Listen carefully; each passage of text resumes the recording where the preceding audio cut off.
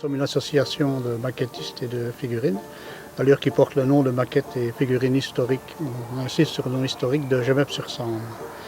Notre atelier a débuté en mars 2012, le premier atelier a eu lieu à ce moment-là, et nous regroupons à peu près une bonne vingtaine de personnes actuellement.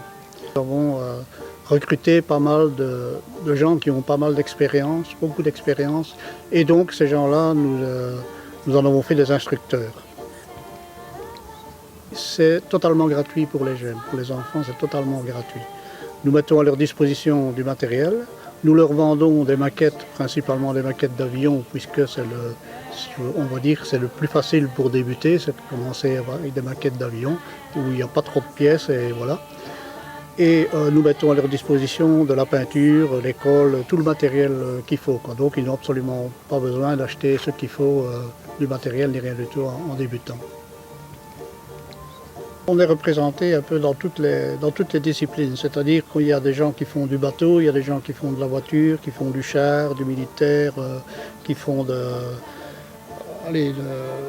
la moto aussi que nous avons chez nous. Et alors il y a les figurinistes. Les figurinistes, c'est un peu une matière à part, on va dire, qui demande quand même un peu plus de matériel de départ, notamment des pinceaux de très bonne qualité et ainsi de suite.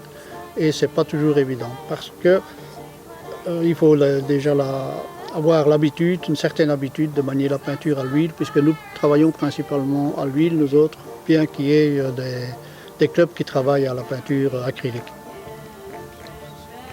Bon, ce que vous pouvez trouver chez nous, d'abord c'est une ambiance tout à fait bon enfant, je vais dire. On ne se prend pas la tête, rien du tout, et tout le monde est là pour aider, il n'y a pas de problème.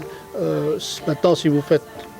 On insiste aussi sur le mot historique parce que si vous faites une maquette d'avion, on demande de faire une recherche, notamment sur Internet maintenant, puisqu'on a cet outil-là qui est quand même fort performant, et de se renseigner un petit peu, voir un petit peu si on prend un avion, les batailles qu'il a fait ou quoi, parce que c'est très important pour la décoration de l'avion, pour la peinture et tout, puisque suivant les batailles, suivant les années ou quoi, les décorations des avions étaient totalement différentes.